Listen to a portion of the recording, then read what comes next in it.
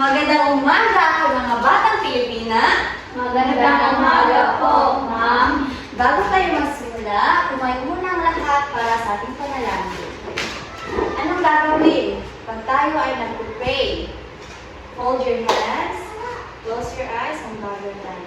Sa ngalan ng Ama, ng Anak, ng Espiritu Santo. Amen.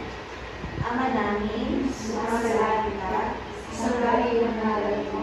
Mapasa amin ang kahanan mo. Sundin ang loob mo dito sa lupa para sa langit. Bigyan mo kami ng makain sa araw at patawarin mo kami sa aming mga kasalanan. Gaya ng pagpapalawad namin sa mga kasalanan sa amin. At huwag mo kami paitulog sa tukso. At iadya mo kami sa bilang sa amin. Sa ngalan ng Ama ng Anak ng Espiritu Santo. Magandang umaga ulit mga bata. Magandang umaga po, ma'am. Ngayon, umupo muna tayo.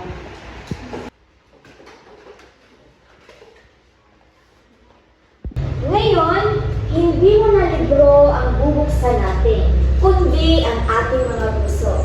Sabihin ninyo, ano ang iniisip ninyo ngayong umaga? Ma'am, Yes, Sarah. Tumayo. gusto ko po makakuha ng mataas na marka. Magaling. Mabuti yan, Zara. Pero tandaan mga bata, ang marka ay numero lamang. Ang tunay na sukatan ng tawan pag-unlad bilang isang tao. Sino pa? Itaas ang iyong kaliwang kamay. Ma'am, Yes, Sophia. minsan po hindi po ako makaupo ng matagal. Madali lang po kasi ako mainit. Okay. Salamat. May iba't ibang paraan ng pagkatuto. May mga batang natututo sa pakikinig. Sabihin niyo, pakikinig. Pakikinig. Mahusay. Meron din ibang mga bata na natuto sa paggawa. Sabihin niyo, paggawa. Paggawa. Mahusay. Magaling mga bata. At pareho silang mahalaga. Sige, sino pa? Yes, Hannah? Ma'am, minsan po ay natatakot po ako magbasa. Okay, pwede ka na umupo. Salamat, Hannah. Tandaan mga bata, ang tapang ay hindi kawalan ng takot. Ang tapang ay ang pagsubok kahit natatakot. Bea, ano ang iniisip mo?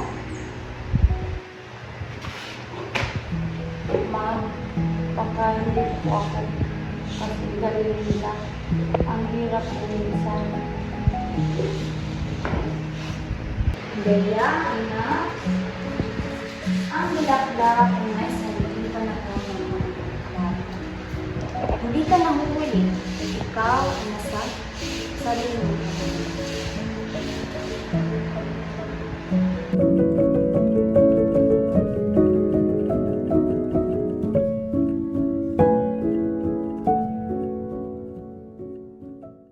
Mga bata, ang aralin natin ngayon ay tungkol sa pang-uri. Pero bago natin pag-aralan iyon, tanungin muna natin ang ating sarili. Bakit mahalaga ang paglalarawan? Teacher, Yes? para po mas malinaw ang iniisip po natin, ma'am. Mahusay. Hindi ka nakaupo. Okay, sino pa? Ma'am, Yes? para po mas maganda pakinggan. Mabuti. Pwede ka na umupo. Ang pang-uri ay parang isang drawing. Pag ang drawing ay walang kulay, ito ay simple. Simple lamang. Pero kapag ang drawing ay may kulay, ito ay nagiging buhay. Mga bata, ano ang nakikita ninyo sa larawan na ito? Mahusay. Ngayon, lagyan natin ito ng pang-uri. Sino gusto sumagot? Yes, Sophia? Makulay na ibon po. Mahusay. Sino pa? Yes, Hannah. Maliit na ibon po. Magaling. Sino pa? Yes, Leia? Lumilipad na ibon po. Magaling. Pwede ka na mamupo. Tingnan ninyo. Iba-iba ang larawan sa isip ninyo. Iyan ang kapangyarihan ng pang-uri. Say, pang-uri. Pang-uri. Mahusay, mga bata. Ngayon, Bawat isa ay pipili ng pang-uri na naglalarawan sa sarili. Sino una? Opo. Yes! Masipag. Mahusay. Ikaw, Sofia. Masigla po. Mahusay. Ikaw, Chloe. Malikain po. Magaling. Yes, Hana. Tapang po kahit natatakot. Magaling. At huli, Bea. Tahimik pero nagsisikap. Mahusay, Bea. At ako ay mapagpasensya. Dahil ang guro ay kailangang maghintay sa paglago ng kanyang mag-aaral.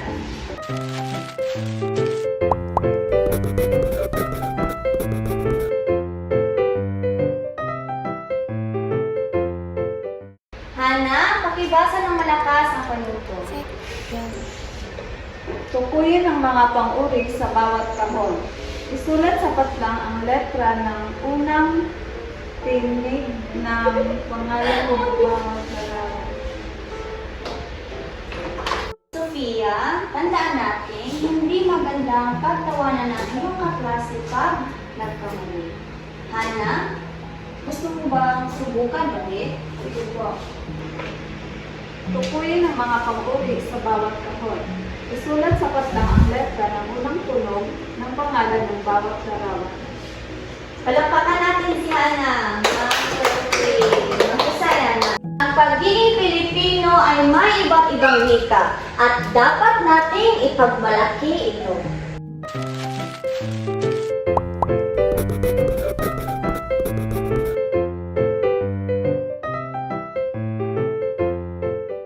Bea, pwede ka bang gumawa ng maikling talata gamit ang tatlong pang-uri?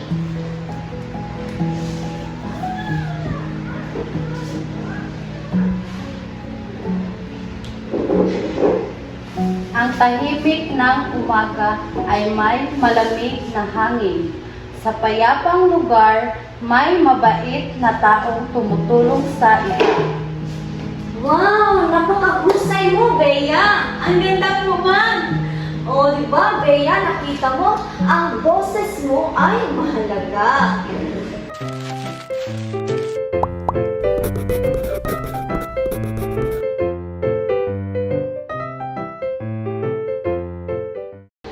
Ma'am! Yes, Zara. Gusto ko pong maging pinakamahusay. Zara, ang pagiging pinakamahusay ay hindi tungkol sa paglamang sa iba. Ito ay tungkol sa pagtulong sa iba na maging mas mahusay din. Zara, tulungan mo si Bea sa susunod na gawain.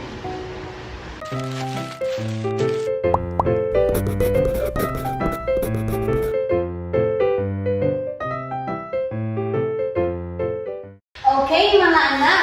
Ngayon, dahil marami tayong natutunan ngayong araw, gusto kong malaman kung ano ang inyong mga pangarap. Ano ang gusto ninyong maging paglaki ninyo? Yes, Chloe! Gusto ko po maging teacher na gumagamit ng art para po masaya ang klase. Wow! Napakaganda naman ang iyong pangarap, Chloe. Sino pa? Yes, Hana! Gusto ko pong maging teacher sa probinsya namin kasi marami din pong nangangailangan doon. Oh, napakaganda na iyong puso, Hana. Sino pa? Yes. Ako po gusto ko po din maging teacher na may palaro araw-araw para po hindi boring ang klase ko. Yes, sino pa? Oh, yes, Bea. Gusto ko po maging teachers sa mga batang mahiyain para matulungan ko silang maging matapang. Oh, ganyan, Bea. Matuto kang maging matapang. Sino pa? Po, Yes, Zara. teacher po na nagtuturo ng mas mahirap na lessons para po mas matutunan po ng mga mag-aaral. Mahusay, Zara. Pwede ka nang umupo? Wow, mga bata. Napakaganda ng inyong pangarap. At alam kong kaya ninyong abutin yon. Tandaan, kung kayo ay may kaalaman, kasanayan, pagkamalikhain, pagmahal sa bayan, at malasakit sa kapwa, magiging ilaw din kayo. Ilaw ng inyong pamilya, ilaw sa inyong komunidad, at ilaw sa ating bayan. At dito nagtatapos ang ating leksyon ngayong araw. Magsitayo ang lahat para sa ating panalangin. Sa ngalan ng Ama, ng Anak, ng Espiritu Santo. Amen. Paalam mga bata. Paalam na po, Binibining Clara. Sa bawat araw na pumapasok ako sa silid-aralang ito, dala ko ang pag-asa. Hindi ko man agad makita ang bunga ng aking pagtuturo. Alam kong may mga pusong unti-unting nagliliwanag.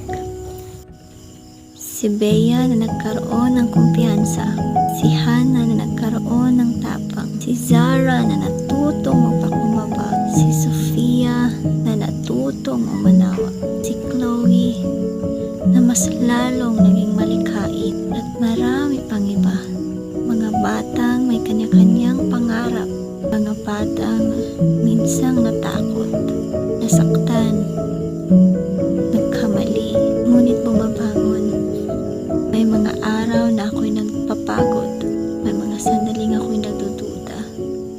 Ang ilaw ay hindi kailangang maging malaki, hindi kailangang maging maliwanag agad. Minsan, ito'y tila munting sinag lamang sa gitna ng dilim. Ngunit ang munting sinag na iyon ay sapat na upang bumabay, sapat na upang magsilbing pag-asa, sapat na upang sabihing hindi ka nag-iisa. Bilang guro, tungkulin kong maging ilaw, hindi lamang sa loob ng silid na ito, kundi sa buhay ng bawat batang aking makakasalamuha, para sa bayan, para sa kinabukasan, at para sa bawat batang nangangarap. Dahil balang araw, ang mga batang ito ang magiging ilaw din ng iba. Sila ang magpapatuloy ng sinimulan nating liwanag. At bukas, muli tayong magliliwanag.